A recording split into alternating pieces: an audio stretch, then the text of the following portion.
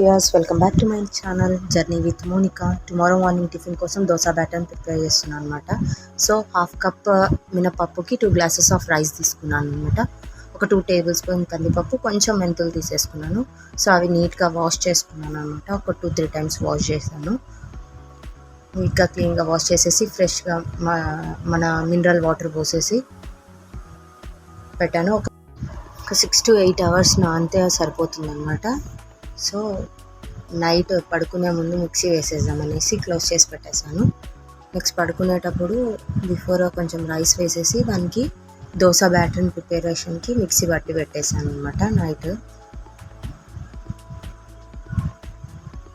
కొంచెం కొంచెం తీసుకొనేసి మిక్సీ చేసేసి గిన్నెలో వేసి పెట్టేసుకున్నాము. నైట్ అంతా అలా ఉంటే మార్నింగ్కి మంచిగా పులిచేసి దోశలు మాత్రం నీట్గా వస్తాయి. చూడండి ఎంత బాగా వచ్చిందో దోశ బ్యాటర్.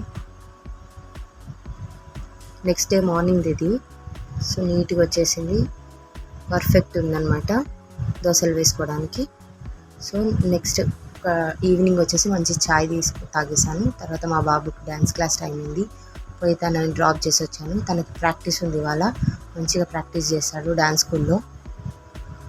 నెక్స్ట్ మా చిన్నోడు ఇక్కడ డ్యాన్స్ చేస్తున్నాడు. వాళ్ళ నాన్న సర్ప్రైజ్ అని చెప్పి పన్నీర్ తీసుకొచ్చాడు. సో నేను దానికోసం అనేసి పన్నీర్కి చపాతీ బాగుంటుంది కాబట్టి చపాతీ ప్రిపేర్ చేసిన. తర్వాత బాగా అలసిపోయామనేసి అనుకుంటుంటే మా పెద్దోడు వచ్చేసి నాకు హెల్ప్ చేస్తున్నాడు. మమ్మీ నేను కూడా వచ్చేసి డిషెస్ క్లీనింగ్లో నీకు హెల్ప్ చేస్తా అన్నాడు. పిల్లలతో హెల్ప్ చేయించుకోవడం ఎంతమందికి ఇష్టమో నాకు తెలియదు, కానీ నేనైతే వద్దంటాను. బట్ మా వాడు నేను చేస్తాను మమ్మీ చేస్తానంటే ఓకే అని చెప్పాను. అప్పుడప్పుడు చేయించుకోవడంలో తప్పేం లేదు, వాళ్ళకు కూడా అన్నీ తెలియాలి కదా. తర్వాత టాప్అప్ నీట్గా క్లీన్ చేసేసుకొని ముగ్గు వేసేసుకున్నాను అనమాట.